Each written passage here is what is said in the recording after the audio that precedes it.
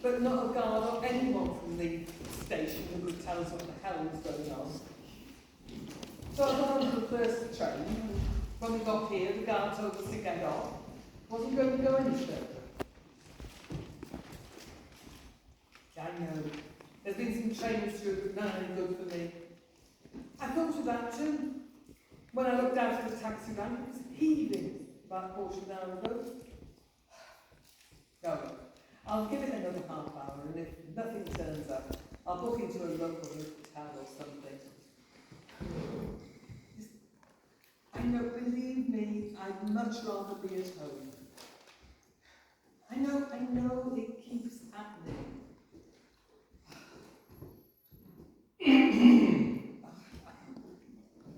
I better keep the voice down.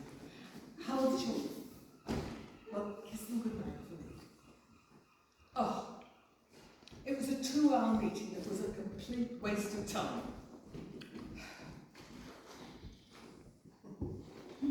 Hello? I'm in a train station.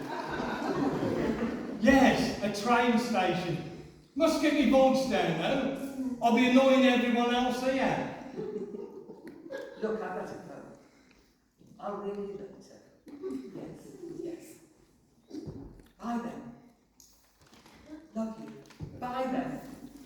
Bye. Love you, no love you loads. Kissy. Bye.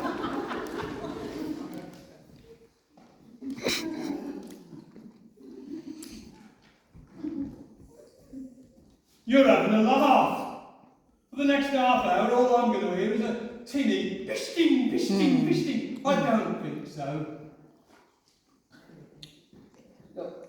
Oh. I hate mobile phones. I said I hate mobile phones. Look, I'm sorry to disturb you, but there's no need to shout. If you carry on shouting, I'll go get a guard. Oh, sorry. Mea culpa and all that. I didn't mean to shout at you. There are no guards, by the way, out there. Not a living soul. Just you and me. Yes. Anyway, as I was saying, I hate mobile phones. Don't you? Obviously not. What I hate most about them is it makes people lose all sense of decorum, as though it's suddenly okay to shout their business all over the show, so everyone else has to hear it. And there's 2 things I've noticed, because I like to observe. I see. Number 1, the ones with the most stupid conversations, they're the ones who talk the loudest. Number 2, the ones with the most annoying ringtones, you know the ones that play Doctor Who or something like that. They're the ones that normally keep their phone in the bottom of the bag. Then when it goes off, they go, "Is that me? Is that me? Of course it's you. Who else would have an annoying ringtone like that?" And then they take ages to find it and turn it off. Usually in the cinema. You see, I like to observe. Yes. I mean, quite interesting seeing you here. I'm often here. I've never seen you here before. Never. I'm waiting for a train. Oh! But I would never have guessed that. I mean, it's not an airport now, is it? No, it's a train station. You see? observation. Yes.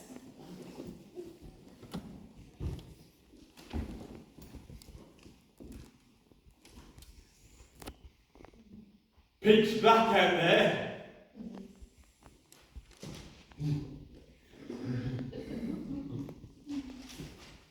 Not a star in the sky.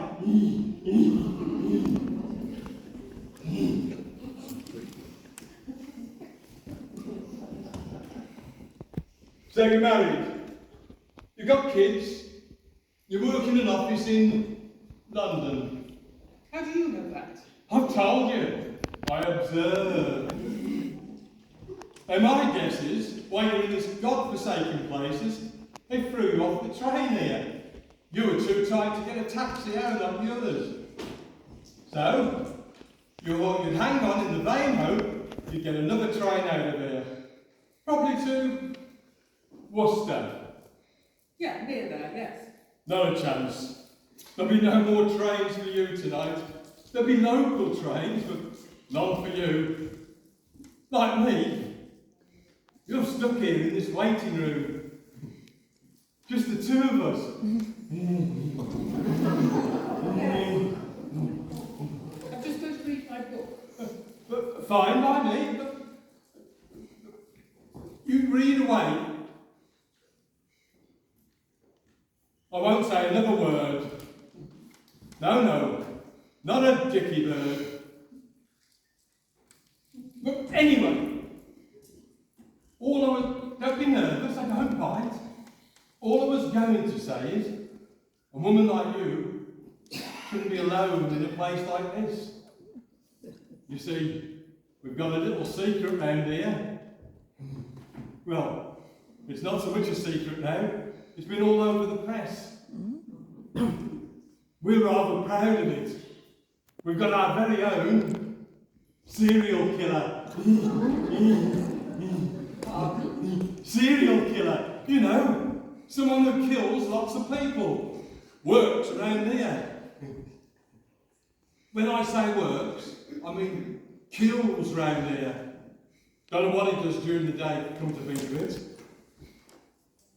In the past 2 years, within 10 miles the radius of this station, they found 3 bodies. All women around your age. All strangled. And there was 2 things that were common to them all. Number 1, they were all seen in this station before they disappeared. In fact, this was the last place they were seen. And number 2, it's really rather odd. Do you want to know what it is? I don't know. It's interesting. At least I find it interesting. They were all drugged. For something to make them drowsy or something. So the killer could overpower them and kill them. And when they opened them up, on the slab, you know, there was one thing they found, one thing common to them all, one thing they'd all eaten. You want to know what that was? I'd rather not. Go on, guess. It's fun.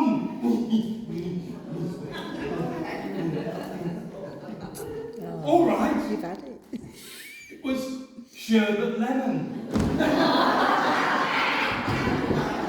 Or at least the remains of one. So, what do you make of that, eh? I don't know. You're not trying. Think about it. No. Have you ever eaten a sherbet lemon? No, I might have done. Well, it's a hard-boiled sweet, flavoured lemon, hence the name. And then they add a little bit of sherbet into the middle. And then, when you eat it, at some time, a little hole appears, and then, whoosh! The sherbet shoots into your mouth.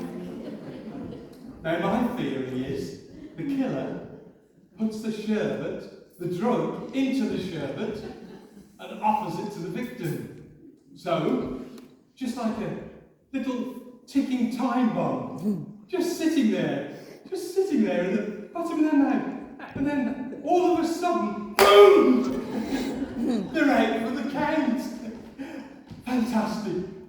Absolutely ingenious. I've been trying to help the police with their inquiries. You know, with a name or something like that. They don't seem that interested. First I came up with the sherbet slasher. But he doesn't actually cut them, he strangles them. So next I came up with Jack the Sweetie. But that just sounded a little bit gay. At the moment, I'm running with the Lemon Strangler. You know, after the Boston Strangler.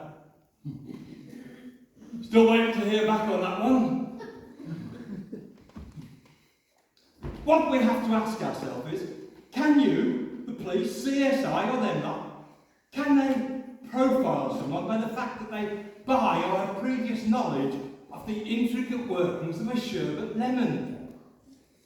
I often sit at night and think about that one.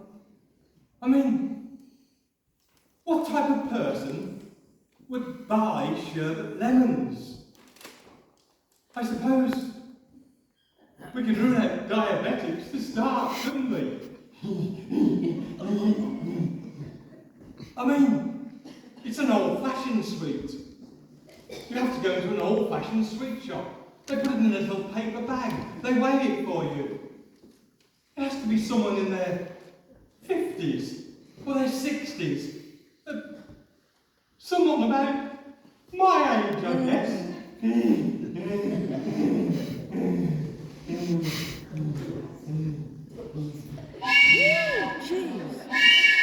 Train!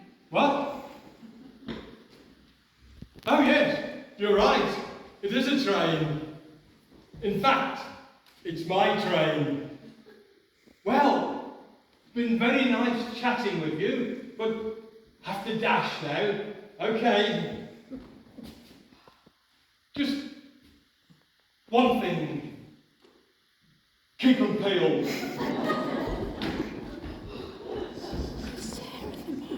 Thank you. Thank you. Thank you. Oh, God.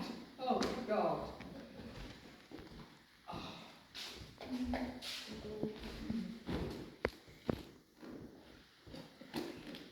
Excuse me. Did you see anyone getting on that train just now? Someone's just left. Yes. Yeah, there was a guy pushed past me while I was getting off. Quite tall, late 50s, sort of reddish jacket. Yeah, that was him. And he definitely got on the train. Yes, definitely. Couldn't have got off. Definitely not. Why? But he's been in here acting very weird. I was beginning to get worried, to tell you the truth. No, it's okay. There's nobody out there. It's fine. Thank goodness for that. Odd places stations. People say that again. I don't even know where I am. All the trains from the south are being cancelled, so I just got on the first train north. I only got off here as a ticket collector, so they might be able to get a connection. No idea what we'll do if I don't. I'm the same. Trains in London were useless too. You don't have a phone, do you? The battery's run out of mine. I just want to make a quick call to my boyfriend, because he's no idea where I am. No, I just remembered. There's no signal here. I tried to use it to ring my husband earlier. No luck. Oh, right. It's just that he'll be so worried. Are you sure there's no signal? Sure, I tried a number of times and wouldn't work. But don't worry. When the train comes in, I'll get on with you, and then when I get the signal, you can ring him and you'll be all right. Oh, thanks, that's a relief. I'd hate to be stuck here by myself. Exactly.